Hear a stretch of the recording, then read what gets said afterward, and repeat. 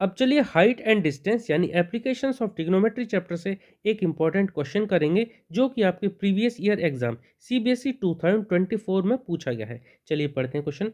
The tops of two towers of height X and Y, यहाँ पर देखिए दो टावर दे रखे हैं जिनकी हाइट एक्स और वाई है, standing on a level ground, subtend angles 30 degree and 60 degree respectively at the centre of the line joining their feet.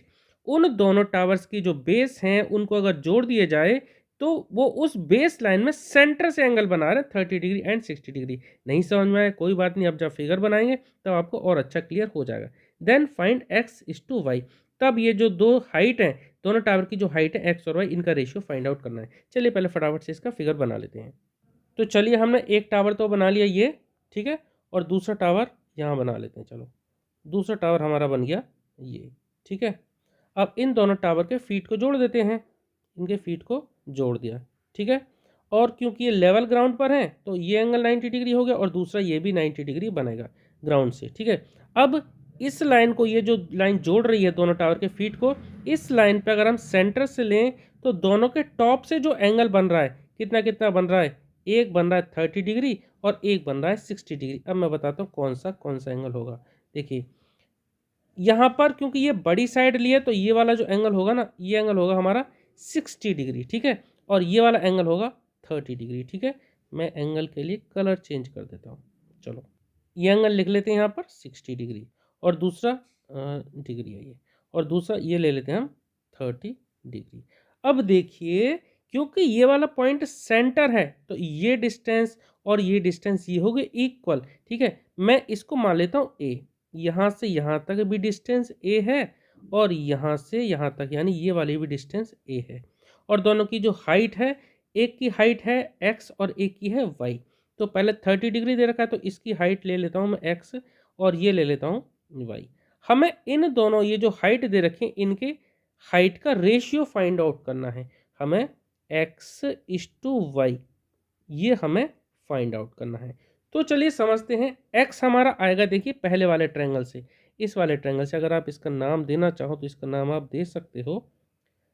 नाम अगर आप देना चाहो तो इस तरह से ए बी सी, एक ट्रायंगल ये हो गया हमारा, दूसरा ट्रायंगल डी ई, ठीक है। एक ट्रायंगल ए बी सी हो गया, दूसरा ट्रायंगल सी डी ई हो गया, ठीक है। अब आप इन दोनों ट्रायंगल में 10 लगा दीजिए। क्या लगाएंगे? 10 लगाएंगे, ठीक है। तो देखो फर्स्ट ट्रायंगल में अगर हम लगाते हैं, मैं यहाँ लिख देता हूँ पहले, in triangle A B C, in triangle A B C में अगर हम यहाँ 10 लगा देते हैं तो क्या लिखेंगे? 10 और 10 के साथ एंगल कौन सा लेंगे? 30 डिग्री। 30 डिग्री है उसमें तो 10 30 डिग्री इक्वल टू क्या होगा? परपेंडिकुलर अपॉन बेस, और परपेंडिकुलर कितना है? यह है एक्स, तो परपेंडिकुलर एक्स है अपॉन बेस कितना है? बेस है देखिए ए, एक्स अपॉन ए। ये होगी हमारी फर्स्ट इक्वेशन, ठीक है। फर्स्ट इक्वेशन अभी लिख लेंगे, 10 30 की वैल्यू पुट कर देते हैं।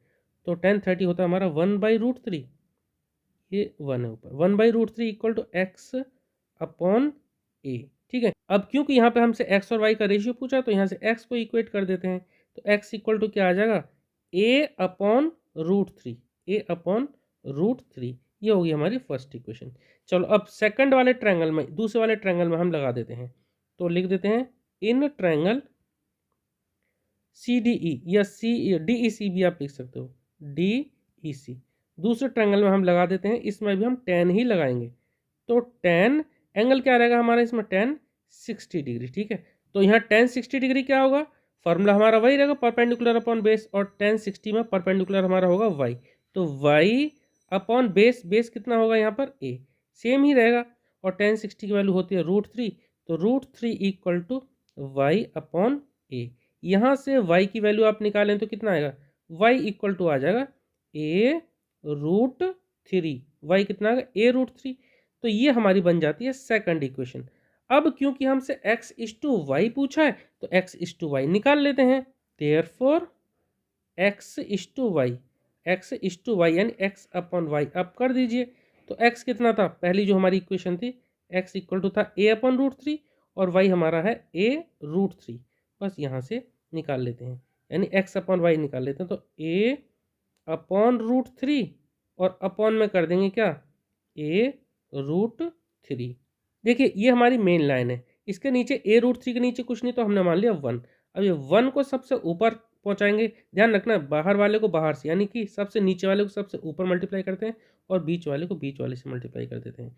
तो क्या आ जाएगा a इंटू 1 a आ जाएगा अपॉन a√3 इंटू √3 क्या आएगा a√3 इंटू √3 क्या आ जाएगा देखो ऊपर तो रहा हमारा a और नीचे क्या आएगा √3 इंटू √3 हो जाएगा 3 और यानी कि ये हो जाएगा 3a। ए से आप ए से कैंसिल कर दो, क्या बचा ऊपर बचा 1 और नीचे 3। तो ये रेशियो हमारा कितना आ गया 1:3 कितना आ गया 1:3। तो 1:3 रेशियो आ गया इस क्वेश्चन में जो पूछा गया था। तो x:y का रेशियो हमसे पूछा था तो कितना आ गया हमने निकाल लिया, देयरफॉर x:y इक्वल टू आ गया 1:3। क्वेश्चन हमारा कंप्लीट हो गया। ठीक है, इसी तरह से आपको ये क्वेश्चन सॉल्व करने होते हैं। उम्मीद करता हूँ आपको समझ में आया होगा। अगर आपका कोई डाउट है तो प्लीज़ आप कमेंट सेक्शन में ज़रूर पूछना। चलिए मिलते हैं नेक्स्ट वीडियो में। Okay, thank you.